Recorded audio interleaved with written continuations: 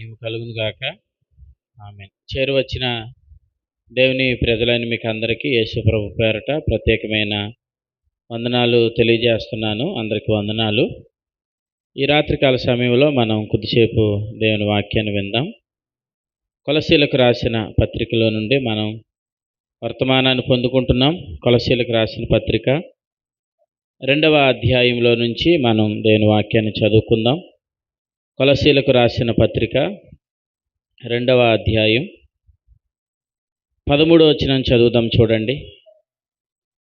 మరియు అపరాధముల వలనను శరీరమందు సున్నతి పొందక ఉండుట వలనను మీరు మృతులై ఉండగా దేవుడు రాతరూపకమైన ఆజ్ఞల వలన మన మీద రుణముగాను మనకు విరోధముగాను ఉండిన పత్రమును మేకులతో సిలువకు కొట్టి దాని మీద చేవ్రాతలను తుడిచివేసి మనకు అడ్డము లేకుండా దానిని ఎత్తివేసి మన అపరాధములన్నిటినీ క్షమించి ఆయనతో కూడా మిమ్మలను జీవింపజేశాను.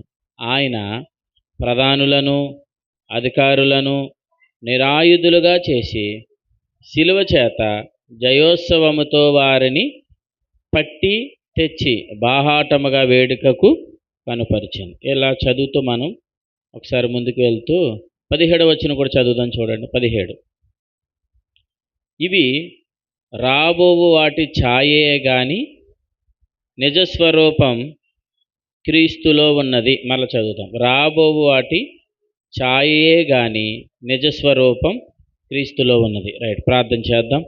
పరిశుద్ధుడైన తండ్రి, నీకు స్తోత్రాలు. మీరు ప్రేమించి ఈ యొక్క సమయంలో మరలా మీ సన్నిధానంలోనికి చేరి రావడానికి మీరు ఇచ్చిన కృపను బట్టి మీకు స్తోత్రాలు. మీ వాక్యాన్ని ఇచ్చి వర్తమానం ఇచ్చి మాతో మాట్లాడమని, కృప కలుగునుగాక అని ప్రార్థన చేస్తూ ఆశగల ప్రాణాన్ని తృప్తిపరచమని, మీరే నాతో మాతో మా అందరితో మాట్లాడమని, క్షేమాన్ని దయచేయమని క్రీస్తునామను స్తుతిస్తూ ముందు కొనసాగుతున్నాము తండ్రి. ఆమేన్. ప్రభు మహాకృపను బట్టి ఈ యొక్క సమయంలో మనమందరం ప్రభు యొక్క సన్నిధిలో చేరి రావడానికి ప్రభు ఇచ్చిన సమయమును బట్టి నేను ప్రభుని స్తుతిస్తున్నాను. ఈ యొక్క రాత్రికాల సమయంలో మనం దేవుని వాక్యాన్ని ఆలోచన చేద్దాం. ప్రభు మనతో ఏం మాట్లాడుతున్నారన్నది మనం జాగ్రత్తగా ఆలోచన చేస్తే, కొలసీలకు రాసిన పత్రికలో మరియు అపరాధముల వలనను మీరు మృతులై ఉండగా అని ఉంది. దాని కొనసాగింపుగా ఆయన ఏం చెప్పాడంటే, శరీరమందు సున్నతి పొందక ఉండుట వలనను అన్నాడు. శరీరమందు సున్నతి అనండి. శరీరమందు సున్నతి పొందక ఉండుట అనే విషయాన్ని చెప్తున్నాడు. శరీరమందు సున్నతి అనేది మనం గమనిస్తే, శరీరం అనే సున్నతి అని అనగానే మనకు జ్ఞాపకం వచ్చేది ఎవరు? ఇశ్రాయేల్. బాగా చెప్పారు. ఇశ్రాయేల్కితో దేవుడు ఏమని చెప్పాడు అని అంటే, ఏమని చెప్పాడు వారితో చూద్దాం. అసలు ఇశ్రాయేలులు అనగానే అబ్రహాము యొక్క సంతానం కదా. అబ్రహాం గారితో ఏం చెప్పాడు? ఆదికాండం 17వ అధ్యాయం 10వ వచనాన్ని చదువుదాం, చూడండి. ఆదికాండం 17వ అధ్యాయం 10వ వచనం చూడాలి త్వరగా. ఆదికాండము 17వ అధ్యాయం 10వ వచనం. నాకును నీకును నీ తర్వాత నీ సంతతికి మధ్య మీరు గైకొనవలసిన నా నిబంధన ఏమనగా, మీలో ప్రతివాడును సున్నతి పొందాలి. ప్రతివాడు ఏం చేయాలి? సున్నతి పొందాలి. తర్వాత 11వ వచనం. మీరు మీ గోప్యాంగ చర్మమును సున్నతి చేయించవలనని అది నాకును నీకు మధ్యనున్న నిబంధనకు ఒక సూచన అని చెప్పాడు. అప్పుడు 12వ వచనంలో అన్నాడు, చూడండి. 8వ దినమున వయస్సు గలవాడు 8 దినముల వయసు గలవాడు అనగా నీ ఇంట పుట్టినవాడైనను నీ సంతానము కాని అన్యుని యొద్ద వెండితో కొనబడిన వాడైనను మీ తరములో ప్రతి మగవాడు మీలో ఏం చేయాలి? సున్నతి పొందాలి. 13వ వచనం. అప్పుడు నా నిబంధన మీ శరీరమందు నిత్య నిబంధనగా ఉండును అని అన్నాడు. ఇప్పుడు చెప్దాం, ఆలోచన చేద్దాం. అంటే ఇశ్రాయేలు ప్రజలతో దేవుడు చెప్పినది ఏంటంటే, పురుషులలో 8వ దినమున ప్రతి పురుషునికి ఏం చేయబడాలి? సున్నతి చేయబడాలి. సున్నతి చేయబడడం అంటే అక్కడ ఏమన్నాడంటే గోప్యాంగ చర్మము ఏం చేయబడాలి? గోప్యాంగ చర్మమును సున్నతి పొందాలి. ఇది ఇశ్రాయేలులతో దేవుడు చేసిన నిబంధన. అయితే ఇప్పుడు ఈ మాట ఎవరితో చెప్తున్నాడు? అబ్రహాముతో చెప్తున్నాడు. అంటే అబ్రహాము గారితో చెప్తున్నాడు అంటే అప్పటికి ఏ నిబంధన లేదు? 10 ఆజ్ఞలు లేవు. బాగా చెప్పారు. 10 ఆజ్ఞలు లేవు. అంటే ఏ నిబంధన లేదు? పాత నిబంధన అనేది లేదు. అప్పటికి అబ్రహాముతో దేవుడు మాట్లాడుతున్న నిబంధన కూడా ఏ నిబంధన? అబ్రహాము కూడా సరే 15వ అధ్యాయం 6వ వచనం చదవండి. 15వ అధ్యాయం 6వ వచనం. అతడు యెహోవాను నమ్మెను, ఆయన అది అతనికి నీతిగా ఎంచబడింది. ఇప్పుడు చెప్పండి, అబ్రహాము యేసు ప్రభునందు ఏమించాడు? అబ్రహాము దేవుని యందు ఏమించాడు? విశ్వాసం ఉంచాడు. విశ్వాసం ద్వారానే అబ్రహాము నీతిమంతునిగా తీర్చబడ్డాడు. ఎన్నో అధ్యాయంలో? 15వ అధ్యాయం 6వ వచనంలో. సున్నతి గురించి దేవుడు ఏ అధ్యాయంలో చెప్తున్నాడు? 17వ అధ్యాయంలో చెప్తున్నాడు. అంటే సున్నతి రాకముందే చెప్పండి, విశ్వాసం ద్వారా అబ్రహాము నీతిమంతునిగా తీర్చబడ్డాడు. అంటే నీతిమంతునిగా తీర్చబడడానికి సున్నతికి ఏమి లేదు.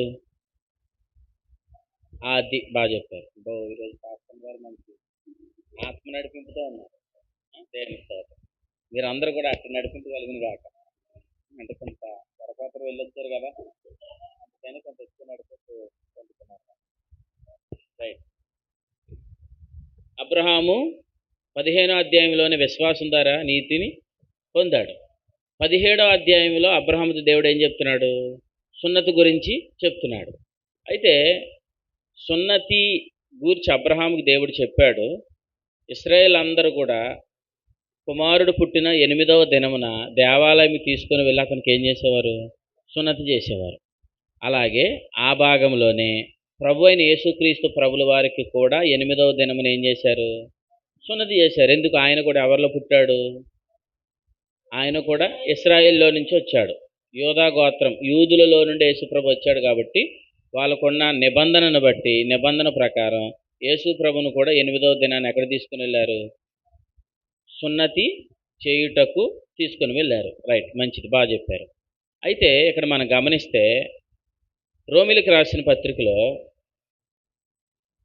ముందు సరే అపోస్తల కార్యగ్రంథానికి వెళ్దాం. అపోస్తల కార్యగ్రంథం 15వ అధ్యాయం.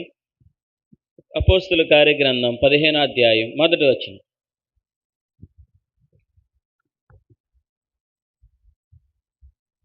అపోస్తల కార్యగ్రంథం 15వ అధ్యాయం మొదటి వచనం.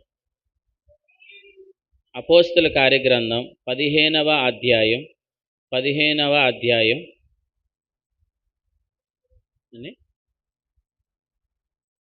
అపోస్తల కార్యగ్రంథం 15వ అధ్యాయం, అందుకే చెప్తున్నానండి. అపోస్తల కార్యగ్రంథం 15వ అధ్యాయం మొదటి వచనం చదవండి. కొందరు యూదియా నుండి వచ్చి మీరు మోసే నియమించిన ఆచారము చొప్పున సున్నతి పొందితేనే కానీ మీకేమి లేదు. నిజమేనా? మాట కరెక్టేనా? ఏమంటున్నారంటే యూదులు కొంతమంది వచ్చి మోసే నియమించిన ఆచారం బట్టి సున్నతి పొందితేనే కానీ మీరు నీతిమంతులుగా తీర్చబడలేరని చెప్తున్నారు. ఈయనేమన్నాడు చూడండి, 14వ అధ్యాయం 39వ వచనంలో, 13వ అధ్యాయం 39వ వచనం. మీరు మోసే ధర్మశాస్త్రం వలన ఏ విషయములలో నీతిమంతులుగా తీర్చబడలేకపోతిరో ఆ విషయములన్నిటిలో విశ్వసించు ప్రతివాడు ఈయన ద్వారానే నీతిమంతునిగా తీర్చబడతాడు. అంటే ఇప్పుడు ఇశ్రాయేలు లేదా యూదులు, ఈ ధర్మశాస్త్ర ఉపదేశకులు ఎవరైతే ఉన్నారో వీళ్ళందరూ ఏం బోధిస్తున్నారు? మోసే ధర్మశాస్త్రాన్ని ఆచరిస్తేనే మీకు ఏం కలుగుతుంది? రక్షణ కలుగుతుంది, సరే, నీతి కలుగుతుంది అని చెప్తున్నారు. మోసే నియమించిన ఆచారం ఏంటి? 8వ దినమున ఏం చేయబడాలి? సున్నతి చేయబడాలి. 8వ దినాన సున్నతి చేయబడితేనే ఏం కలుగుతుంది? రక్షణ కలుగుతుంది అంటున్నారు. సరే, సున్నతి ఉంటేనే రక్షణ కలుగుతుంది అనేది ఒకవేళ వాస్తవం అయితే అబ్రహాముకి విశ్వాసం ద్వారా నీతిమంతుడు అయిన తర్వాత సున్నతి గురించి మాట్లాడా? సున్నతి గురించి చెప్పిన తర్వాత నీతిమంతునిగా తీర్చబడ్డా? బాగా ఆలోచించి చెప్పండి. ముందు మీరు చెప్పింది కరెక్టే. ఆదికాండం 15వ అధ్యాయంలోనేమో అబ్రహాము దేవుని నమ్మేను అతను నీతిగా ఎంచబడినని ఉంది. 17వ అధ్యాయానికి వచ్చేటప్పటికి ఏమన్నాడు? మీలో ప్రతి పురుషుడు 8వ దినమున ఖచ్చితంగా సున్నతి చేయించాలి అని చెప్పాడు. అంటే విశ్వాసం ద్వారా నీతి కలుగుతుంది. ఆ తర్వాత ఏం చెప్పాడు? సున్నతి గురించి చెప్పాడు.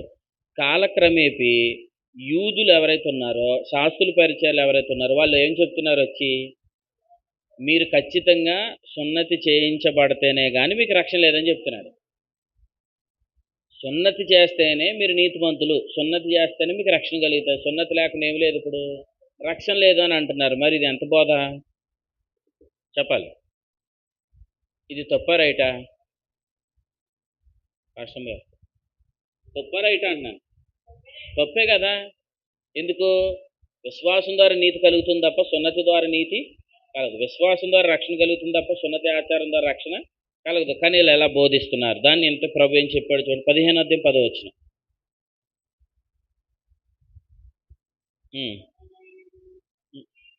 సారీ, 5వ వచనం చదవండి. 5వ వచనం. పరిసయ్యుల తెగలో విశ్వాసులైన కొందరు లేచి అన్యజనులకు సున్నతి చేయించాలి. ఖచ్చితంగా అన్యజనులు రక్షించబడాలంటే ఇప్పుడు ఏం కావాలి? సున్నతి కావాలి అని అంటున్నారు. ఇప్పుడు 10వ వచనంలో ఏమంటున్నారు చూడండి. 10వ వచనం. మన పితరులైనను మనమైనను మోయలేని కాడి శిష్యుల మెడ మీద పెట్టి మీరెందుకు దేవుణ్ణి శోధిస్తున్నారు అని అన్నాడు. అంటే ఇప్పుడు వీళ్ళందరూ ఏం చేస్తున్నారంటే సున్నతి గలవారికే రక్షణ, సున్నతి గలవారికే నీతి అని బోధిస్తున్నారు. కానీ వాస్తవానికి సున్నతి గలవారికి నీతి కాదు, యేసు ప్రభునందు విశ్వాసం ఉంచిన వారందరికీ నీతి. సరే, నేను ఇలా చెప్తాను. జక్కయ్య యేసు ప్రభునందు విశ్వాసం ఉంచినప్పుడు ఏమయ్యాడు చెప్పండి? జక్కయ్య యేసు ప్రభునందు విశ్వాసం ఉంచినప్పుడు ఏమయ్యాడు? నీతిమంతుడు అయ్యాడు. ఇంకా చెప్పండి. రక్షణ పొందుకున్నాడు. ఇంకా చెప్పండి. ప్రభు చెప్పిన భాషలో చెప్పండి. అబ్రహాము కుమారుడు అని అన్నాడు కదా. అంటే ఇప్పుడు జక్కయ్య యేసు ప్రభునందు విశ్వాసం ఉంచగా అతను ఎవరి కుమారుడు అయ్యాడు? అబ్రహాం కుమారుడు అయ్యాడు కదా. ఇప్పుడు యేసు ప్రభునందు విశ్వాసం ఉంచగా మనమేమయ్యాం? అబ్రహాం కుమారులు అయ్యాం. అంటే అన్యజనులైనా అబ్రహాం పిల్లలు అవుతున్నారు, ఇశ్రాయేలీలైనా యూదులైనా విశ్వాసం ద్వారా ఎవరి పిల్లలు అవ్వాలి? అబ్రహాం పిల్లలు అవ్వాలి. వాస్తవానికి ఇలా అనుకుంటున్నారు. ఏమనుకుంటున్నారు ఇశ్రాయేల్ అంటే? మా పితరుడు మా తండ్రి అబ్రహాము అని అన్నారు. కానీ యేసుప్రభు మాట్లాడితే ఏం చెప్పాడు? మీరు అబ్రహాం పిల్లలైతే అబ్రహాము చేసే క్రియలు మీరు చేస్తారన్నాడు. అందుకే అబ్రహాం ఏం చేశాడు? దేవుని యందు విశ్వాసం ఉంచాడు. వీళ్ళేం చేస్తున్నారు? అబ్రహాం పిల్లలని చెప్పుకుంటున్నారు, అబ్రహాం ఉంచినట్లుగా యేసుప్రభు నందు విశ్వాసం ఉంచడం లేదు. వీళ్ళు దేని కేంద్రంగా చేసుకుంటున్నారు? ధర్మశాస్త్రం. బాగా చెప్పారు. ధర్మశాస్త్రం అంటే ధర్మశాస్త్రంలో నుండి వచ్చిన ఆచారమే సున్నతిని కేంద్రంగా చేసుకుంటున్నారు. అంటే వీళ్ళ దృష్టిలో ఏంటంటే సున్నతి గల వారందరూ అబ్రహాం పిల్లలు అంటున్నారు. కానీ ప్రభు ఏం చెప్తున్నాడు? సున్నతి గల వారందరూ అబ్రహాం పిల్లలు కాదు, యేసు ప్రభునందు విశ్వాసం ఉంచిన వారందరూ అబ్రహాం పిల్లలు అంటున్నారు. మరి ఇప్పుడు వాళ్ళకి ఎలా ఉంటుంది? అంటే మరి అప్పటి నుంచి మేము సున్నతి పొందుతున్నాం, ఏ సున్నతి లేకుండా వీళ్ళు ఏమైపోతున్నారు?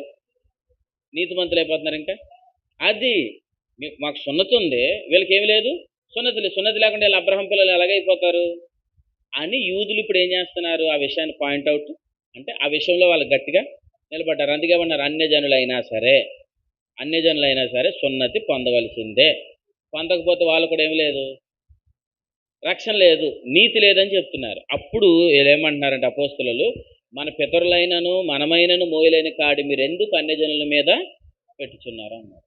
సరే, నేను మాట అంటాను. వాస్తవానికి ఈ పాయింట్ అందరూ వినండి. అబ్రహాము సున్నతి గురించి దేవుడు చెప్పిన తర్వాత చెప్పాడు అనుకోండి, తర్వాత అబ్రహాం విశ్వాసం ద్వారా నీతిమంతులుగా తీర్చబడ్డాడు అనుకోండి. ఇప్పుడు అన్యజనులకు ఆయన తండ్రి అవగలడా? ఎందుకు అవ్వలేడు? బాగా గమనించాలి. మళ్ళీ చెప్తున్నాను. ఇప్పుడు సున్నతి ముందు విశ్వాసం ఉంచడం ముందు అయిందా? విశ్వాసం ఉంచడం ముందు అయింది, సున్నతి తర్వాత అయింది. ఇప్పుడు అబ్రహాం పిల్లలు అవ్వాలంటే ముందు సున్నతి గురించి చెప్పాడు అనుకోండి, ఖచ్చితంగా ఇప్పుడు అన్ని జనులు కూడా ఏం పొందాలి? సున్నతే పొందాలి కదా. కాబట్టి అబ్రహాముతో దేవుడు ముందు అబ్రహాము దేవుని యందు విశ్వాసం ఉంచిన తర్వాత మాత్రమే సున్నతి గురించి చెప్పాడు. సరే, ఈ మాట బైబిల్ ఉందో చూపిస్తాను రండి. రోమపత్రిక, రోమీలకు రాసిన పత్రిక 4వ అధ్యాయం చూడండి.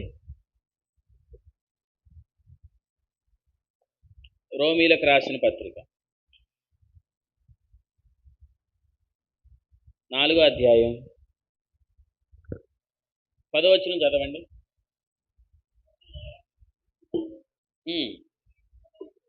అది ఏ స్థితి అంది ఎంచబడను? సున్నతి కలిగి ఉండినప్పుడా, సున్నతి లేనప్పుడా? సున్నతి కలిగి ఉండినప్పుడు కాదు, సున్నతి లేనప్పుడే అన్నాడు. ఏంటి, దేని గురించి చెప్తున్నాడు? 9వ వచనం. అబ్రహాం యొక్క విశ్వాసం అతనికి నీతి అని ఎంచబడింది. అంటే అబ్రహాం విశ్వాసం ద్వారా ఏం చేయబడ్డాడు? ఎన్నో అధ్యాయం? ఆదికాండం 15వ అధ్యాయం 6వ వచనం. ఇప్పుడు 10వ వచనంలో సున్నతి గురించి చెప్పింది ఎన్నో అధ్యాయం? 17వ అధ్యాయం. ఆదికాండం 17వ అధ్యాయం 10వ వచనం. ఇప్పుడు ఈ భేదం చెప్తే ఇలా అంటున్నాడు చూడండి. ఇంతకీ ఇలా జరిగింది సున్నతి కలిగి ఉండినప్పుడా, సున్నతి లేనప్పుడా అబ్రహాం నీతిమంతుడిగా తీర్చబడింది అని అంటూ, సున్నతి కలిగి ఉండినప్పుడు కాదు, సున్నతి లేనప్పుడే అబ్రహాం విశ్వాసం ద్వారా నీతిమంతుడిగా తీర్చబడ్డాడని చెప్తూ 11వ వచనం ఏమంటున్నాడు చూడండి. మరియు సున్నతి లేనివారైనను, సున్నతి లేనివారంటే ఎవరు? సున్నతి లేనివారంటే ఎవరు? దేవుని యందు విశ్వాసం ఉంచని వారు. సున్నతి లేనివారు ఎవరంటే అన్ని జనులు. మరి అది సెపరేట్ ఎందుకు? సున్నతి లేనివారంటే ఎవరు? అన్ని జనులు. సున్నతి లేనివారైనను నమ్మిన వారందరికీ అతడు ఏమవ్వాలి అంటే అన్ని జనులు కూడా ఇప్పుడు ఎవరు తండ్రి అవ్వాలి? అబ్రహమే తండ్రి అవ్వాలి. యూదులకు కూడా తండ్రి ఎవరు అవ్వాలి? అబ్రహాం అవ్వాలి. ఇప్పుడు యూదులకి సున్నతిని ముందు సున్నతి గురించి చెప్పి తర్వాత అబ్రహాము నీతిమంతుడు అయ్యాడు అనుకోండి, దేని బట్టి అయినట్టు? సున్నతిని బట్టి నీతిమంతుడు అయినట్టు. అప్పుడు అన్ని జనులకు ఆయన ఏం అవ్వలేడు? తండ్రి అవ్వలేడు. ఎందుకంటే అన్ని జనులకు ఏం లేదు? సున్నతి లేదు కాబట్టి. అర్థమైంది? అర్థం లేదు? అర్థమవుతుంది చూడండి. 11వ వచనం మరలా చదవండి. సున్నతి లేని వారైనను నమ్మిన వారందరికీ అతడు ఏమవ్వాలి అంటే అన్ని జనులైనా యూదులైనా అందరికైనా ఏమవ్వాలి అంటే బైబిల్లో రెండే ఉన్నాయి. ఒకటి దేవుని ఎరిగిన వారు, దేవుని ఎరగని వారు. ఒకటి సున్నతి కలిగిన ప్రజలు, 2 సున్నతి లేని వారు. అందుకే కదా ఇప్పుడు దావీదు గొలియాతు మీద యుద్ధానికి వెళ్ళినప్పుడు దావీదు నిలబడి మాట్లాడిన మాట ఏంటి? ఈ సున్నతి లేని ఫిలిస్తీయుడు అని అన్నాడు. అంటే ఆ ఫిలిస్తీయుడికి ఏం లేదు? సున్నతి లేదు. అదే అన్నాడు, సున్నతి లేని ఫిలిస్తీయుడు ఏ పాటి వాడు అని అన్నాడు. అంటే అప్పుడు అక్కడున్న దావీదు సంతానంగా ఉన్న వాళ్ళందరికీ ఏముంది? సున్నతి ఉంది. ఫిలిస్తీయుడికి ఏం లేదు? సున్నతి లేదు. కాబట్టి అతను అన్ని జనుడు కదా. అంటే ఇప్పుడు ఇలా చెప్తాడు, సున్నతి లేని వారైనను నమ్మిన వారందరికీ అతడు ఏమవ్వాలి? తండ్రి అవ్వాలి. ఎవరు? అబ్రహాం. అందరికీ ఏమవ్వాలి? తండ్రి అవ్వాలి. అందరికీ తండ్రి అవ్వాలంటే ఇప్పుడు అందరూ ఎలా నీతిమంతులు అవ్వాలి? అబ్రహాం ఎలాగయ్యాడో అందరూ అలాగ అవ్వాలి. అబ్రహాం ఎలా నీతిమంతుడు అయ్యాడు? విశ్వాసం ద్వారా. ఎలా అవ్వలేదు? సున్నతి ద్వారా. అర్థమైందా? సున్నతి ద్వారా అబ్రహాం నీతిమంతుడు అవ్వలేదు కాబట్టి విశ్వాసం ద్వారా నీతిమంతుడు అయ్యాడు. ఎందుకయ్యాడంటే రేపొద్దున అన్ని జనులు కూడా ఆయన ఏమవ్వాలి? తండ్రి అవ్వాలి. అన్ని జనులు కూడా తండ్రి అవ్వాలంటే మరి అన్ని జనులకి ఏమి లేదు? సున్నతి లేదు. కానీ అన్ని జనులు కూడా విశ్వాసం ద్వారా ఏమవుతారు? నీతిమంతులు అవుతారు. నీతిమంతులైన వారందరికీ ఇప్పుడు అబ్రహాం ఏమవుతాడు? తండ్రి అవుతారు. అంటే సున్నతి కాదు, యేసు ప్రభునందు విశ్వాసం ఉంచడమే సున్నతి. అదేంటండి మీరు అంటున్నారు? యేసు ప్రభునందు విశ్వాసం ఉంచడమే సున్నతి. సరే, ఇంకా ముందుకెళ్ళి చదువుదాం చూడండి, మీకు బాగా అర్థమవుతుంది. అదే 11వ వచనం చదవండి.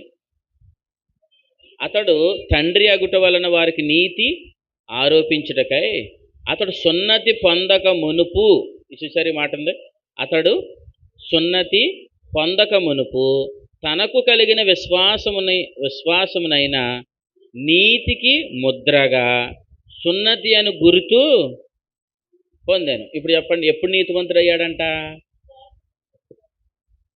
ఎప్పుడు నీతిమంతుడు? సున్నతి పొందక ముందే అబ్రహాము నీతిమంతునిగా తీర్చబడ్డాడు. అంటే ఇది చెప్తున్నాను, సున్నతి పొందిన అబ్రహాముకి గుర్తుగా, నీతిని పొందిన అబ్రహాముకు గుర్తుగా ఏం పొందాడు అని ఉంది అక్కడ.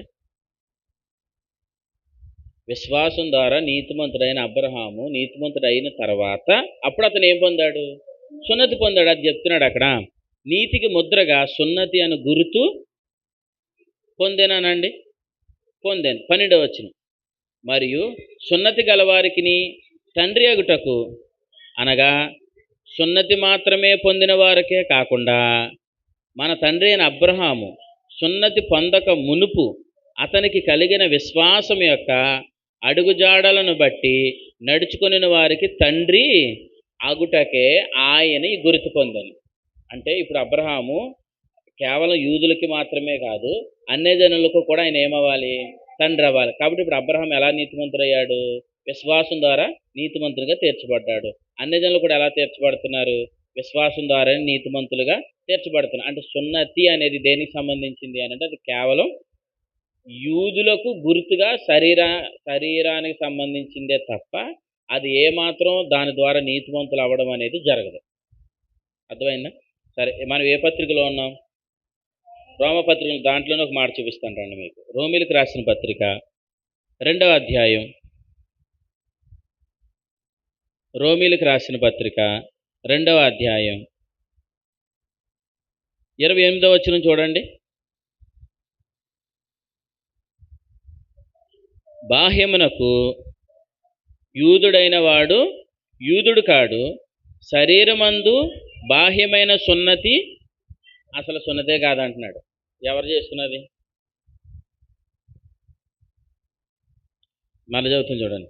బాహ్యమునకు యూదుడైన వాడు యూదుడు కాడు, శరీరమందు బాహ్యమైన సున్నతే కాదు. మరి ఏది సున్నతి? 29వ వచనం. అయితే అంతరంగమందు యూదుడైన వాడే యూదుడు, మరియు సున్నతి హృదయ సంబంధమైనది. ప్రభు స్తోత్రం. అంటే ఇప్పుడు సున్నతి అంటే దేనికి జరగాలంటున్నాడు?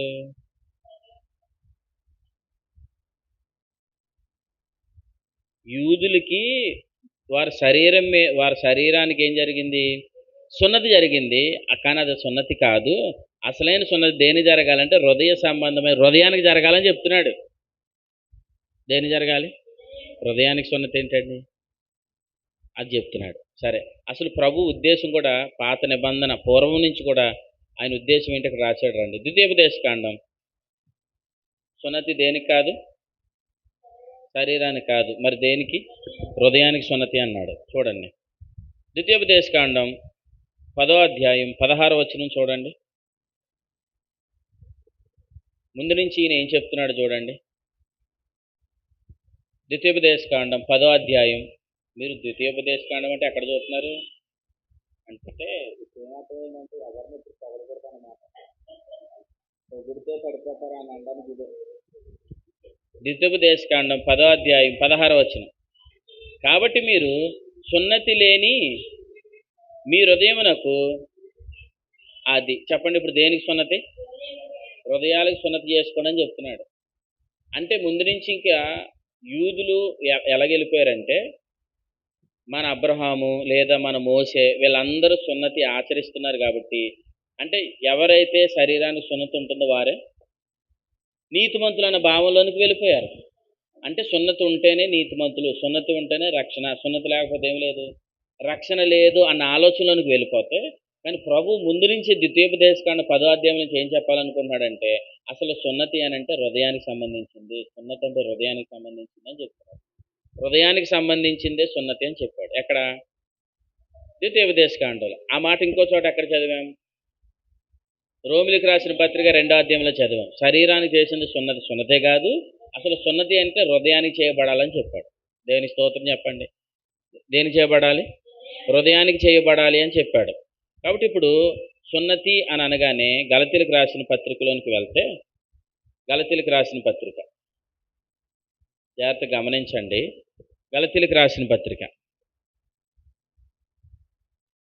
6వ అధ్యాయం 13వ వచనం చూడండి. కొంతమంది సున్నతి విషయంలో ఎలా అతిశయపడుతున్నారు. అయితే వారు సున్నతి పొందినవారు. ఎవరు వీళ్ళెవరు? సున్నతి పొందిన వాళ్ళు అనండి. రైట్. సున్నతి పొందిన వారు. సున్నతి పొందిన వారైనను ధర్మశాస్త్రమును ఏం చేయడం లేదు, ఆచరింపరు. తాము మీ శరీరమందు అతిశయించి నిమిత్తం మీరు సున్నతి పొందాలని ఏం చేస్తున్నారు అంటే ఏం బలవంతం పెడుతున్నారు అంటే మాకు సున్నతి ఉంది, మాకు రక్షణ ఉంది, మాకు సున్నతి ఉంది, మేము నీతిమంతులయ్యాం, మీకేం లేదు, సున్నతి లేదు అని వాళ్ళు ఏం చేస్తున్నారంట, బలవంతం చేస్తున్నారు. అంతేకాదు శరీర విషయంలో వీళ్ళు అతిశయపడుతున్నారు. ఎవరో యూదుల్లోని యేసు ప్రభుని అంగీకరించిన వాళ్ళు ఏమంటున్నారంటే మాకు సున్నతి ఉంది, మీకేం లేదు, సున్నతి లేదని శరీరాన్ని బట్టి వారు ఏం పడుతున్నారు, అతిశయపడుతున్నారు. 14 వచనం చదవండి. అయితే మన ప్రభు అయిన యేసుక్రీస్తు శిలువ యందు తప్ప మరి దేని యందును అతిశయించుట. ఇప్పుడు చెప్పండి, యూదులు సున్నతి కలిగిన వారందరూ దేని బట్టి అతిశయిస్తున్నారు, సున్నతిని బట్టి అతిశయిస్తున్నారు. అంటే శరీరాన్ని బట్టి ఏం చేస్తున్నారు, అతిశయపడుతున్నారు. ఇప్పుడు పౌలు గారు ఏమంటున్నారంటే సున్నతిని బట్టి కాదు, అసలు యేసుక్రీస్తు శిలువ యందు మాత్రమే అతిశయపడాలి. అర్థమైందా? సున్నతిని బట్టి కాదు, దేని బట్టి, యేసు ప్రభు చేసిన శిలువను బట్టి ఏం చేయాలి, అతిశయపడాలన్నాడు. ఈ పాయింట్ నేను వివరిస్తాను, కిందకు వద్దాం. 15వ వచనం చదవండి. అది కొత్త సృష్టి పొందుటయే గాని సున్నతి పొందుట ఎందేమీ లేదు, పొందకపోవట ఎందేమీ లేదని చెప్పేశాడు. అర్థమైందా? ఏం పొందాలి, అయ్యయ్యో కొత్త సృష్టి అని అన్నాడు. కొత్త సృష్టి పొందితే చాలు, సున్నతి పొందడం వల్ల ఏమి లేదు, పొందకపోవడం వల్ల కూడా ఏమి లేదు. కాబట్టి చాలామంది సున్నతిని బట్టి ఏం చేస్తున్నారు, అతిశయపడుతున్నారు. కానీ పౌలు గారు ఏమంటున్నారు, శిలువ యందు మాత్రమే మీరు అతిశయపడాలి. దేని యందు అతిశయపడడానికి లేదు, మీరు సున్నతి యందు అతిశయపడడానికి లేదు, కేవలం శిలువ యందు మాత్రమే మీరు ఏం పడాలి, అతిశయపడాలి. కొత్త సృష్టి పొందితే చాలు అని చెప్పాడు. ఏం పొందితే చాలు, కొత్త సృష్టి పొందితే చాలు అన్నాడు. అంటే కొత్త సృష్టి పొందడం అంటే ఏంటి, అంతే.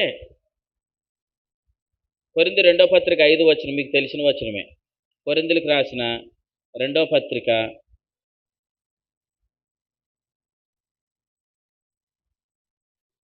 5వ అధ్యాయం 17వ వచనం చదవండి. కొరింథీ 2వ పత్రిక 5వ అధ్యాయం 17వ వచనం. కాగా ఎవడైనను క్రీస్తునందున్న ఎడల, ప్రభు స్తోత్రం చెప్పండి. ఇప్పుడు అతను ఏమయ్యాడు, నూతన సృష్టి. ఇంకో మాట చెప్పండి, కొత్త సృష్టి. అది మర్చిపోయారు ఎందుకు. ఎవడైనను క్రీస్తునందున్న ఎడల వాడు నూతన సృష్టి. ప్రభు స్తోత్రం. కొత్త సృష్టి. ఇప్పుడు అతను ఎవరి కుమారుడు, అబ్రహాము కుమారుడు. అప్పుడు అతనికి ఏం అవసరం లేదు, సున్నతి పొందుట ఎందేమీ లేదు, సున్నతి పొందకపోవటం ఎందేమీ లేదు. యేసు ప్రభు నందు విశ్వాసం ఉంచితే చాలు. ప్రభు స్తోత్రం చెప్పండి. అంటే ఇప్పుడు యూదులు సున్నతిని బట్టి వారు అతిశయపడుతుండగా అన్ని జనులకి ఏమి లేదు, సున్నతి లేదు. కానీ యూదులైనా అన్యజనులైనా ఎవరైనా కేవలం యేసు ప్రభు నందు విశ్వాసం ఉంచడం ద్వారా మాత్రం ఏమవుతారు, నీతిమంతులుగా తీర్చబడతారు కదా.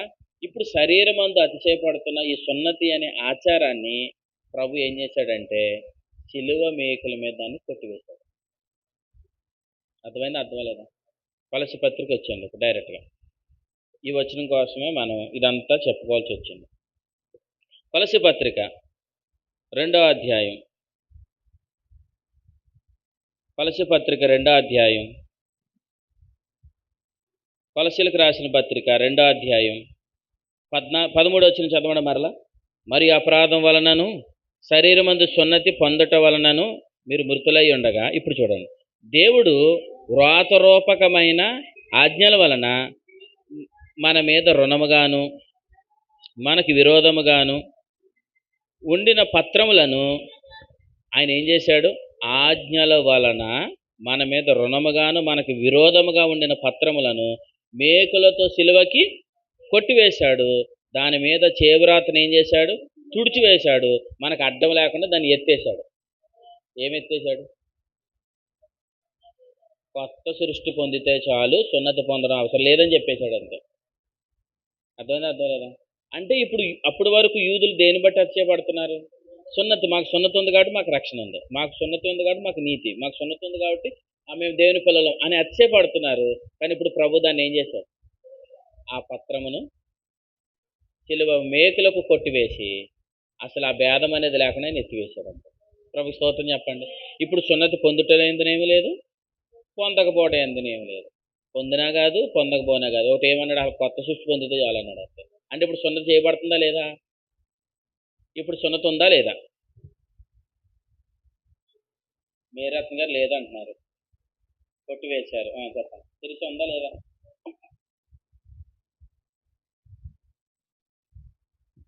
సున్నతి లేదు ఇప్పుడు, లేదా?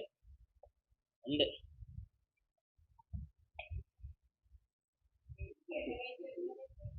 సున్నతి లేదా అంటే సున్నతి ఉందే, ఆ సున్నతి హృదయానికి జరుగుతుంది. అది మర్చిపోయారు అంతకి. సున్నతి ఉందా లేదా? ఏ సున్నతి లేదు? శరీరానికి బాహ్య శరీరమును కత్తిరించుట అనేది లేదుక. సున్నతి ఉంది. ఎవరికి జరుగుతుంది? యేసు ప్రభునందు విశ్వాసం ఉంచిన వారందరి హృదయాలకు సున్నతి జరుగుతుంది. సున్నతి అంటే అర్థం ఏంటి? సున్నతి అంటే అర్థం ఏంటంటే ఇలా చెప్తున్నాను నేను. సున్నతి అని అంటే బాహ్య శరీరాన్ని కత్తిరించి పారివేస్తారు కదా, అలాగే యేసు ప్రభునందు మన విశ్వాసం ఉంచగా ఇప్పుడు మన హృదయానికి ఏం జరిగింది? సున్నతి జరిగింది కదా. అంటే ఒకప్పుడు ఈ హృదయంలో ఏమి నిండుకుంది చెప్పనా? ఇలా చెప్పాడు కదా, శిష్యులు మీ శిష్యులు పాదాలు కడుక్కోకుండా భోజనం తినేస్తున్నారంటే అప్పుడు యేసుప్రభులు చెప్పాడు, అసలు చెడువన్నీ ఎక్కడి నుంచి వస్తున్నాయి అనుకుంటున్నారు మీరు అని చెప్పి, అపవిత్రత, బూతులు, కక్షలు ఇవన్నీ చెప్పి ఇవన్నీ హృదయములో నుండే వస్తున్నాయి అన్నాడు. అని ఏం చెప్పాడు ఇర్మియా గ్రంథంలో? హృదయము అన్నిటికంటే మోసకరమైంది, అది ఘోరమైన వ్యాధి కలిగింది అన్నాడు. అంటే ఇప్పుడు అపవిత్రత, ఘోరమైన వ్యాధి దేనికి?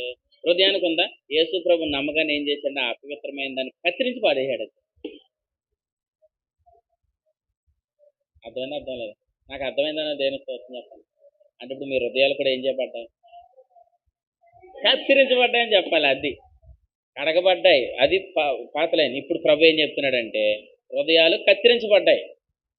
కత్తిరించబడి ఏం చేయబడింది? అపవిత్రత, వీటన్నిటిని ఆయన ఏం చేశాడు? కత్తిరించి పారవేశాడు. పారవేసి అంటనే ఏం చేశాడు?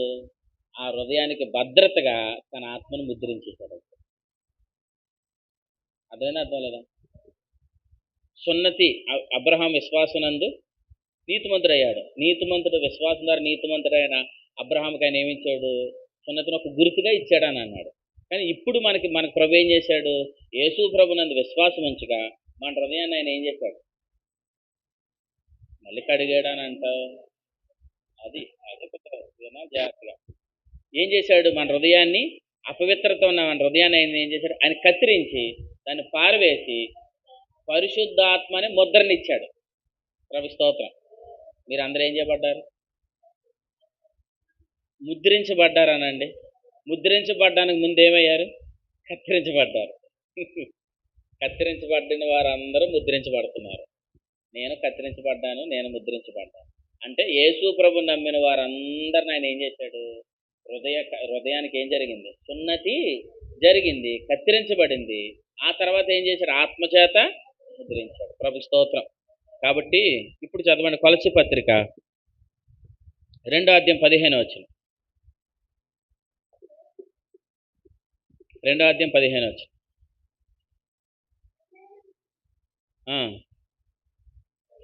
శరీరమందు సున్నతి. ఇప్పుడు చెప్పండి, ఆ ఆచారాన్ని అనేదాన్ని ఏం చేశాడు? పూల కత్తిరించి పాడేశాడు, ఎత్తివేశాడు. మనకి విరోధముగాను అడ్డముగా లేకుండా దాన్ని తీసి పాడేశాడు. ఎక్కడ కొట్టేశాడంట? అది బాగా చెప్పారు, సిలువకేసి కొట్టేశాడంట. శివుడిని తీసి నేలకేసి కొట్టేసినట్టుగా ఆయన మొత్తం ఆచారాన్ని తీసుకెళ్ళి సిలువకేసి కొట్టేశాడు. అంతే దెబ్బతో ఆచారం పోయింది. అర్థమైందా? ఆ ఆచారాన్ని సిలువకి కొట్టివేస్తే అదేం చేయబడింది? కొట్టివేయబడింది కదా. ఇప్పుడు 17వ వచనం చదవండి. ఇవి రాబో వాటి ఛాయే గాని నిజస్వరూపం. ఇప్పుడు చెప్పండి, పాత నిబంధన కాలంలో ఉన్నదంతా ఏంటి? ఛాయ. గట్టిగా చెప్పండి, పోయిందని లేదా? పాత నిబంధన కాలంలో ఉన్నదంటే ఏంటి? ఛాయ. ఇప్పుడు క్రొత్త నిబంధనలో ఉన్నదంతా నిజస్వరూపం ఎవరిలో ఉంది? క్రీస్తులో ఉంది. పాత నిబంధనలు ఉన్న వారందరూ ఏం పొందారు? సున్నతి పొందారు. క్రొత్త నిబంధనలు ఉన్నవారు ఏం పొందుతున్నారు? సున్నతి పొందుతున్నారు. ఏ సున్నతి? శరీర సంబంధమైన సున్నతి కాదు, హృదయానికి సున్నతి జరుగుతుంది. ప్రభు స్తోత్రం చెప్పండి. అంటే నిజస్వరూపం ఇప్పుడు ఎక్కడుంది? క్రీస్తులో ఉంది. అంటే ఇప్పుడు మనం ఏ సృష్టిలోనికి వచ్చేసాం? కొత్త సృష్టిలోనికి వచ్చిన మనకి ఎవరికి ఇంకా పాత పద్ధతులతో అవసరం లేదు. అర్థం లేదా? కానీ యూదులు ఏమంటున్నారు? యేసు ప్రభుని నమ్మి కొత్త సృష్టి అయిపోయినంత మాత్రాన కాదు, ఇంకా మీరు ఏ పద్ధతులు చేయాలి చెప్పండి. మీ బుర్రలో ఇక్కడ ఉన్న వాళ్ళు ఖచ్చితంగా చెప్పారు. కొత్త సృష్టి పొందిన మీరు యోదయ అపోస్తలుల గారి 15 అధ్యాయం కొత్త యోదయ నుండి వచ్చిన కొందరు ఏమన్నారు? మోసే ఆచారం బట్టి సున్నతి పొందితేనే మాత్రమే సరిపోదు, ఖచ్చితంగా మోసే యేసు ప్రభు నందు విశ్వాసం నుంచి నీతి పొందితే మాత్రమే సరిపోలేదు, మోసే ధర్మశాస్త్రం బట్టి ఖచ్చితంగా ఏం పొందాలి? సున్నతి పొందాలంటున్నారు. అంటే ఏమంటున్నారు? కొత్త సృష్టి అయినంత మాత్రాన్ని సరిపోదు, పాత పద్ధతులు కూడా అనుసరించాలని చెప్తున్నారు. కానీ యేసు ప్రభులోనికి వచ్చిన వారు కొత్త సృష్టి, వాళ్ళు ఇంకా పాతదాంతో సంబంధం లేదు. పాతది అంటే ఏంటి? ధర్మశాస్త్రమును బట్టి కలిగిన ఆచారాలు కానివ్వండి, ధర్మశాస్త్రాన్ని బట్టి కలిగినవి ఏది కూడా ఆ పాత దాంట్లో మనం వెళ్ళవలసిన పని లేదు. ఎందుకు అని అంటే మనం కొత్త సృష్టి, ఇది పాతది. పాతదానికి కొత్తదానికి ఏం వేయకూడదు? మాసిక వేయకూడదు. మాసిక అయితే ఏమన్నాడు? 2 పిగిలిపోతాను. కొత్త ద్రాక్షారాన్ని తెచ్చి పాత ద్రాక్షారస తిత్తులు ఏం చేయొద్దు? వేయొద్దు. కొత్త ద్రాక్షారసం కొత్త తిత్తులని ఏమన్నాడు? పాత గుడ్డకి కొత్త గుడ్డకి ఏమేయకండి? మాసిక వేయకండి అన్నాడు. మనం ఏ సృష్టి? కొత్త సృష్టి. పాత పద్ధతులతో మనకేమి లేదు, పనే లేదు. కానీ అపోస్తలుల కార్యగ్రంథం ఎప్పుడు కాదు, ఒక్కసారి మాట చూడండి. చివరికి ఈ మాట చెప్తాను కానీ ఇప్పుడు ఇది లైన్ అవ్వదు. అపోస్తలుల కార్యగ్రంథం 15వ అధ్యాయం. అపోస్తలుల కార్యగ్రంథం 15వ అధ్యాయం మొదటి వచనం మరలా చదవండి. కొందరు యూదయ నుండి వచ్చి మీరు మోసే నియమించిన ఆచారం చొప్పున సున్నతి పొందితేనే కానీ అది మీకేం కలగదు? రక్షణ కలగదని చెప్తున్నారు. అంటే ఖచ్చితంగా మీరు మరలా ఏం పొందాలి? సున్నతి పొందాలి. అసలు యేసుప్రభు నమ్మిన వారందరూ ఏమయ్యారు? నీతిమంతులు అయిపోయారంటే ఏ సృష్టి? కొత్త సృష్టి. క్రొత్త సృష్టిలో ఉన్న వారిని మళ్ళీ ఏ పద్ధతిలోకి తీసుకెళ్లాలనుకుంటున్నారు? పాత పద్ధతిలోని తీసుకొని వెళ్ళాలనుకుంటున్నారు. అర్థమైందమ్మా? అంటే కొత్త సృష్టిలో ఉన్న వారిని మళ్ళీ ఏ పద్ధతులు తీసుకొని వెళ్ళాలనుకున్నారు? పాత పద్ధతిలో. మన కొత్త సృష్టి అని నీకు నమ్మితే ఇక నీకు పాత పద్ధతులతో నీకు అవసరం లేదు. అర్థమైందా? అర్థమలేదా? అర్థమైందా? ఇప్పుడు రండి కొలసీ పత్రిక, కొలసీలకు రాసిన పత్రిక 2వ అధ్యాయం.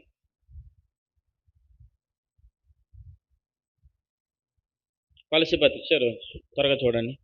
కొలసీ పత్రిక 2వ అధ్యాయం 16వ వచనం. కాబట్టి అన్నపానముల విషయంలోనైనను, పండగ, అమావాస్య, విశ్రాంతి దినము అను వాటి విషయంలోనైనను మీకు తీర్పు తీర్చి ఎవరికి ఏమివ్వకండి?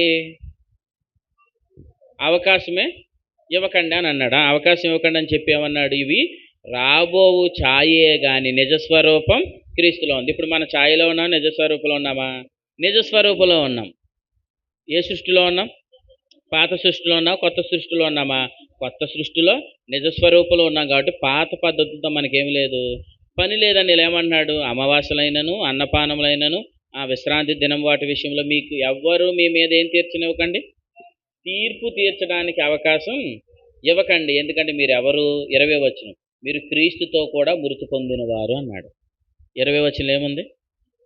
మీరు క్రీస్తుతో కూడా మృతి పొందినవారు అన్నాడు. 3వ అధ్యాయం మొదటి వచనం ఏమన్నాడు? మీరు క్రీస్తుతో కూడా క్రీస్తుతో కూడా చనిపోయాం, క్రీస్తుతో కూడా లేపబడ్డా. అంటే ఏ సృష్టి? కొత్త సృష్టిలో ఉన్నాం. కాబట్టి మనం ఇంక దేనికి వెళ్ళకూడదు? ఆచారాల్లోనికి వెళ్ళకూడదు. ఆచారాల్లోనికి మీరు ఎవ్వరు వెళ్ళకుందరు కాక. అర్థం లేదా? అంటే ఆచారం అంటే ఏంటి? ఇదిగో ఇది చేస్తే ఇలా వెళ్తే ఈ ఆలోచన విధానం రాకుండా ప్రభువే మన భద్రం చేయను కాక. ఇక్కడ ఏమంటున్నాడంటే మీరు ఆల్రెడీ క్రీస్తు చనిపోయారు, క్రీస్తుతో లేచారు. కాబట్టి మీరు ఏ సృష్టి? కొత్త సృష్టి. కొత్త సృష్టిలో ఉన్న మీరు పాత పద్ధతుల్లోనికి వెళ్ళకండి. అర్థమైందా? ఒక పత్రిక ఉంది బైబిల్లో, కొత్త నిబంధనల పత్రికలో. వాళ్ళందరూ కొత్త సృష్టి అయ్యారు. కొంతమంది వచ్చి వీళ్ళందరినీ మళ్ళీ పాత పద్ధతుల్లో తీసుకుని వెళ్ళిపోయారు. దాని గురించి రాసిన పత్రిక ఉందో పత్రిక. ఏ పత్రిక చెప్తారా? చెప్పిన వారికి గిఫ్ట్ ఉంటుంది.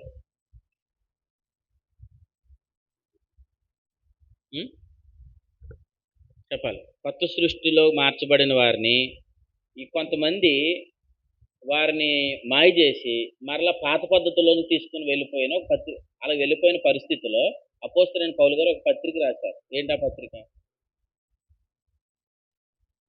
చెప్పాలి. ఇందాక చదివారు కదా, గలతీ పత్రిక. ఏ పత్రిక? గలతీ పత్రిక. వాళ్ళు ఏం చేశారు చూడండి. 3వ అధ్యాయం మొదటి వచనం. 3వ అధ్యాయం మొదటి వచనం చదవండి. గలతీ పత్రిక చివరికి మాట చూడండి. గలతీ పత్రిక. ఓ అవివేకులారా, గలతీలారా, మిమ్మల్ని ఎవడు భ్రమ పెట్టాను? చెప్పండి. వీళ్ళని ఏం చేశారు? భ్రమ పెట్టారు. ఏం చేశారు? ఏంటా భ్రమ?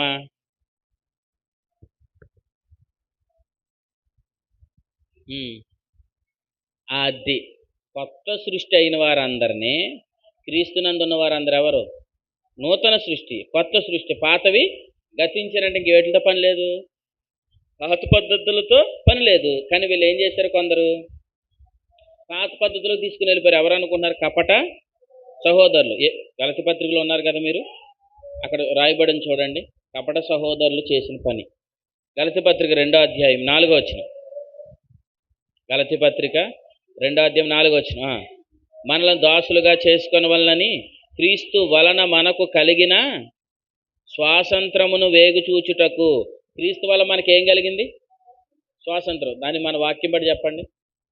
కొత్త సృష్టి అయ్యాం. ప్రభు స్తోత్రం. బాగా చెప్పారు. క్రీస్తు వల్ల మనకు కొత్త సృష్టి అయితే ఇప్పుడు కొంతమంది ఏం చేశారు? రహస్యముగా కేబడు దొంగతనముగా ప్రవేశించిన కొందరు కపట సహోదరులు వలన ఇది జరిగింది. అందరు కొందరు కపట సహోదరులు ఏం చెప్పారు? యేసు ప్రభునందు విశ్వాసం ఉంచినంత మాత్రాన కాదు, కొత్త సృష్టి పొందేసినంత మాత్రాన కాదు, ఖచ్చితంగా మీరు పాత పద్ధతులను ఆచరించాలి, పాత పద్ధతులు చేయాలి అని ఇప్పుడు కొత్త సృష్టిలో అనుభవంలో ఉన్న వారందరినీ ఏ అనుభవంలోకి తీసుకెళ్ళారు? పాత పద్ధతుల అనుభవంలోనికి తీసుకుని వెళ్ళిపోయారు. దానివల్ల వీళ్ళకి నష్టం కలిగింది. ఆ నష్టం ఏంటో చూద్దాం రండి. గలతీ పత్రిక, గలతీలకు రాసిన పత్రిక తీసారా? గలతీ పత్రిక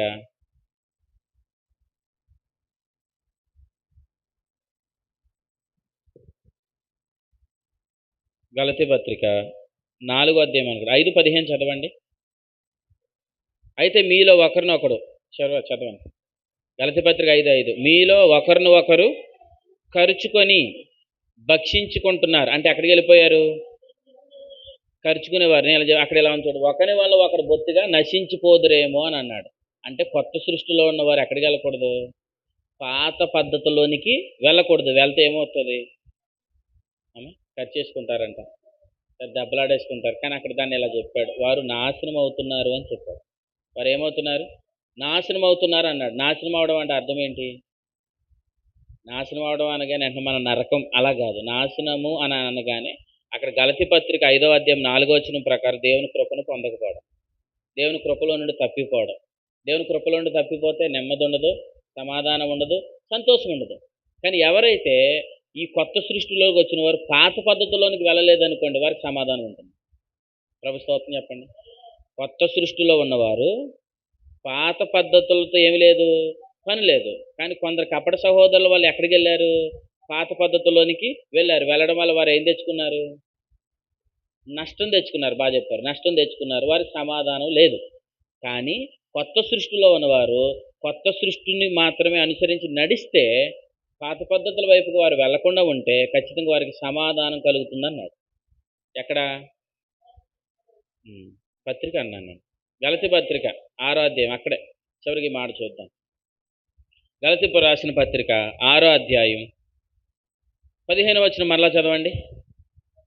కొత్త సృష్టి పొందుటయే గాని సున్నతి పొందుట ఎందేమీ లేదు, సున్నతి పొందకపోవటం ఏమీ లేదు. కాబట్టి ఇప్పుడు ఇది ఎక్కడ ఉందా? దేన్ని అనుసరిందాం? కొత్త సృష్టిని అనుసరిందాం. ఏ పద్ధతిలోకి వెళ్ళొద్దు? పాత పద్ధతిలోనికి వెళ్ళొద్దు. ఇప్పుడు 16వ వచనం చెప్పండి. ఏ పద్ధతి? పాత పద్ధత, క్రొత్త సృష్టిని అనుసరించే పద్ధత. అది బాగా చెప్పారు. కొత్త సృష్టిని ఈ పద్ధతి చొప్పున నడుచుకొనిన వారందరికీ అనగా దేవుని ఇశ్రాయేలులకి ఇప్పుడు ఏం కలుగుతుంది? సమాధానమును కృప కలుగుతుంది. ప్రభు స్తోత్రం చెప్పండి. ఇంతకీ ఇశ్రాయేలీలు ఎవరు? సున్నతి పొందినవారు. మరి ఇక్కడ మనల్ని ఏమంటున్నాడు? దేవుని ఇశ్రాయేలులు అంటే మనం కూడా ఏం పొందాం? సున్నతి పొందాం. ఏ సున్నతి? అది హృదయ సున్నతి పొందిన వారందరిని ఏమంటున్నాడు? దేవుని ఇశ్రాయేలులు అని అన్నాడు. బాహ్యంగా శరీరం కత్తిరించబడి సున్నతి పొందిన వారు ఎవరు? వాళ్ళు ఇశ్రాయేలులే, మనము ఇశ్రాయేలుమే. వారికి ఏ సున్నతి? శరీరం మందు ఉన్న సున్నతి. మన ఎక్కడ? హృదయం మందు సున్నతి. మనకి ఏం పేరు పెట్టాడు? ఇక్కడ ఇశ్రాయేల్ అని. ఏ ఇశ్రాయేల్ అన్నాడు? దేవుని ఇశ్రాయేలు అని అన్నాడు. ప్రభు స్తోత్రం. కాబట్టి కొత్త సృష్టి పొందిన మనమందరూ దేవుని ఇశ్రాయేలులం. కొత్త సృష్టి అనుభవంలో ఉన్న వారందరూ దేవుని ఇశ్రాయేలు అయితే ఈ పద్ధతిని మాత్రమే మనం అనుసరించాలి. మళ్ళీ ఎక్కడికి వెళ్ళకూడదు? కొత్త సృష్టిలో ఉన్న మనం పాత పద్ధతుల్లోనికి వెళ్ళకూడదు. కొత్త సృష్టి అనుభవంలో ఉన్న మన పాత పద్ధతి అనుభవంలోనికి వెళ్తే ఏం తెచ్చుకుంటాం? నష్టం తెచ్చుకుంటాం. నష్టం తెచ్చుకుంటాం. దేన్ని అనుభవించలేం? కృపను అనుభవించలేం. కానీ ఈ పద్ధతిని అనుసరించిన వారు, కొత్త సృష్టిలో ఉన్నవారు కొత్త సృష్టి పద్ధతిని అనుసరించి నడిస్తే వారు ఖచ్చితంగా ఏం పొందుకుంటారు? సమాధానమును దేవుని కృపను పొందుకుంటారు. ప్రభు స్తోత్రం. మీ అందరి మీద దేవుని కృప కలుగును గాక. మీ అందరి మీద సమాధానం ఉండును గాక. మీరు మాత్రం కొత్త సృష్టి అనుభవంలో ఉన్నారు. ఏ అనుభవానికి వెళ్ళొద్దు? పాత సృష్టి అనుభవంలోనికి వెళ్ళొద్దు. ఆమేన్.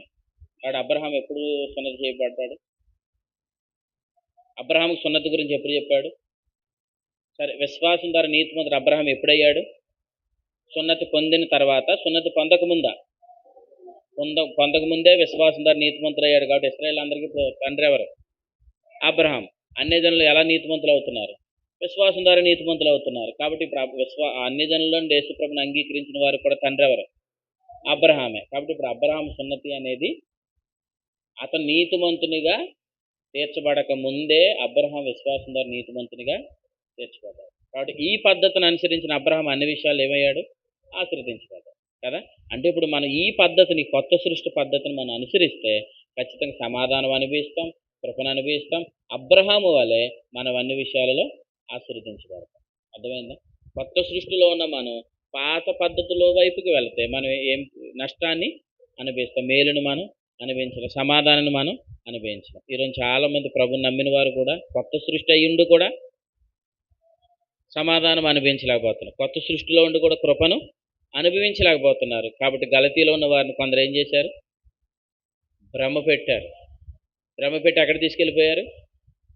కొత్త సృష్టిలో ఉన్న వారందరినీ పాత పద్ధతుల వైపుకి తీసుకొని వెళ్ళిపోయారు. వారిని ఏమన్నాడు? దొంగతనముగా ప్రవేశించిన కపట సహోదరులు అన్నారు. కాబట్టి వారి మాటకి, వారి ఉపయుక్తులు ఈ కడవ దినాలు అనేకులు బయటకు వచ్చిదురుగాక.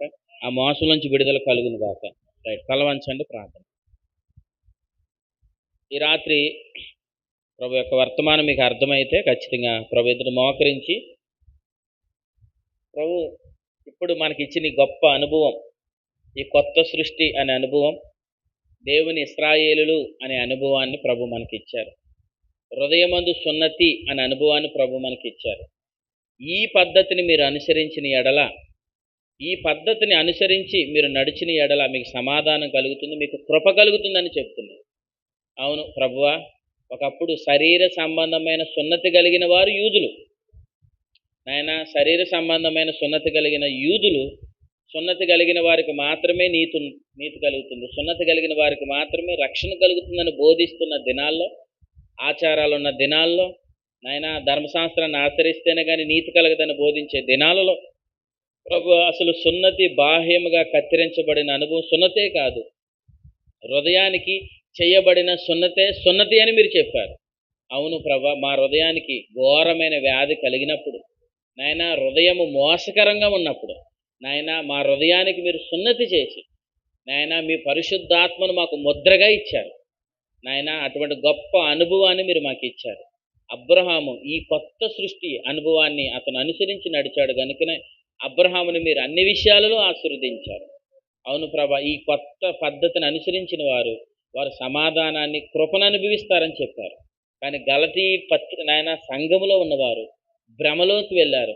కొత్త సృష్టి అనుభవంలో ఉన్నా కానీ పాత పద్ధతుల వైపుకు తిరిగిపోయారు. కనుకనే వారు నాశనము, కృప అనుభవించకపోవడం, నెమ్మది లేకపోవడం, ఒకరిని ఒకరు కరుచుకోవడం, సమాధానం లేకపోవడం అనే అనుభవంలోనికి వెళ్ళారు. అవును ప్రభా, ఈరోజు నేను మీ రక్తములో కడగబడిన వారు ప్రతి ఒక్కరూ సంఘము కొత్త సృష్టిలో ఉంది, కొత్త సృష్టి అయి ఉన్నారు. కానీ పాత పద్ధతుల వైపుకి నడిపించే కపట సహోదరులు ఈ రోజున అనేక మంది ఉన్నారు. వారు మోసంలో పడిపోకుండా అనేకులను ప్రభా ఆ మోసం నుంచి బయటకు తీసుకొని రండి అయ్యా ప్రభా. ఈ యొక్క ఆచారాన్ని, ఈ యొక్క శరీరాన్ని బట్టి అతిశయించే ఆచారాన్ని, శిలువకు మేకులకు నాయనా దాన్ని మీరు కొట్టివేశారు, దాన్ని మీరు ఎత్తివేశారు నాయనా ప్రభా. ఈరోజు మా మీద ఎవరు అతిశయపడకుండా, ఎవరు కూడా నాయన మాకు విరోధముగా పలకకుండా, మాకు శరీర సున్నతి ఉంది మీకు లేదు అని యూదులు కూడా మమ్మల్ని బట్టి అతిశయపడకుండా నాయన దాన్ని శిలువ మేకులకు కొట్టివేశారు, దాన్ని మీరు ఎత్తివేశారు, అడ్డముగా లేకుండా తీసివేశారు. ఈరోజు ప్రభా నాయన మేము దేవుని పిల్లలమే, మేము అబ్రహాము సంతానమే అని చెప్పుకునే ధైర్యాన్ని మీరు మాకు ఇచ్చారు. ఒకప్పుడు దేవుడంటే ఎరగని ప్రజలం, వాగ్దానం లేని ప్రజలం, నిరీక్షణ లేని ప్రజలం, దూరస్తులం. కానీ ఈరోజు తండ్రి అని పిలిచే గొప్ప భాగ్యాన్ని ఇచ్చారు. కేవలం యూదులు మాత్రమే, శరీర సంబంధమైన సున్నతి కలిగిన వారు మాత్రమే మిమ్మల్ని ఎరిగిన వారు. కానీ ఈరోజు నాయన ప్రతి ఒక్కరూ అన్యజనులుగా పిలువబడిన వారు ప్రతి ఒక్కరు కూడా నాయన మిమ్మల్ని అంగీకరించి తండ్రి అని పిలిచే నాయన దేవుని ఇశ్రాయేలుల అనే అనుభవంలోనికి వచ్చారు. అవును ప్రభా, అటువంటి కొత్త సృష్టి అనే అనుభవాన్ని మీరు మాకు ఇచ్చినందుకు స్తోత్రాలు. ఇదిగో క్రీస్తునందున్న ఎడల మీరు నూతన సృష్టి, పాతవన్నీ గతించిపోయాయని చెప్పారు. అవును ప్రభా, ఆచారాలు, విశ్రాంతి దినాలు, పండగ ఆచారాలు ఇవన్నీ లేవు ప్రభువా. వాటన్నిటిలోంచి మీరు మమ్మల్ని విడిపించారు నాయన ప్రభా. నాయన ఇవి ఛాయే గాని నిజస్వరూపం క్రీస్తులో ఉందని చెప్పారు. అవును, మా ప్రభు శిలువ మ్రేకులకు కొట్టివేశాడు. ఇప్పుడు నాయన మమ్మల్ని మీరు నిజస్వరూపంలోకి నడిపించారు నాయన. ఈరోజు ఒకప్పుడు నాయన యూదులైతే సున్నతిని బట్టి అతిశయించారు. కానీ ఈరోజు మేము దేవుని ఇశ్రాయేలులుగా కొత్త సృష్టిగా పిలువబడిన మేము నాయన మీ శిలువను బట్టి అతిశయించేటట్లుగా చేశారు నాయన ప్రభా. అటువంటి గొప్ప అనుభవంలోనికి మీరు మమ్మల్ని తీసుకొని వచ్చినందుకు స్తోత్రాలు. ఈ రాత్రి నీ వాక్యం ద్వారా మాతో మాట్లాడు ప్రభు. ఎన్నో సంగతులు మీరు మాకు నేర్పించినందుకు మీకు స్తోత్రాలు చెల్లిస్తూ, మీరు మాతో అందరితో మాట్లాడినందుకు స్తోత్రాలు చెల్లిస్తూ, ఈ రాత్రి నాయన మీరు నడిపించిన బిడ్డలను బట్టి, నీ వాక్యం వినే కృపించిన వారిని బట్టి మీ స్తోత్రాలు చెల్లిస్తూ, మీ నాయన నీ పిల్లలందరికీ నీ కృప కలుగును గాక. ఈ వాక్యం వింటున్న వారందరూ కూడా నాయన దేవుని ఇశ్రాయేలులుగా కొత్త సృష్టి పద్ధతిని అనుసరిస్తూ నాయన తండ్రి ఆ సమాధానాన్ని, ఆ కృపను అనుభవించేటట్లుగా తండ్రి నీ పిల్లలందరినీ మీరు సిద్ధపాటు చేయమని ఈ రాత్రి మీరు అనుగ్రహించిన కృపను బట్టి, సంగతులను బట్టి మీకు స్తోత్రాలు చెల్లిస్తూ, యేసు ప్రభు ఘనమైన నామమున మిమ్మల్ని స్తుతిస్తూ క్రీస్తునామ సమర్పించి వేడుకొని ఈ రాత్రి ఈ బైబిల్ క్లాస్ని ఇంతటితో ముగిస్తున్నాము పరమ తండ్రి. Amen, amen, amen. ప్రభువైన యేసుక్రీస్తు ప్రభుల వారి కృప, తండ్రి అయిన దేవుని ప్రేమ, పరిశుద్ధాత్మ దేవుని అన్యోన్య సహవాసం, నిత్య సన్నిధి ఇప్పుడును ఎల్లప్పుడూ కూడి వచ్చిన మనందరికీ సదాకాలం తోడయుండును గాక. Amen, amen. అందరికీ వందనాలు. కూడి వచ్చిన వారందరికీ వందనాలు.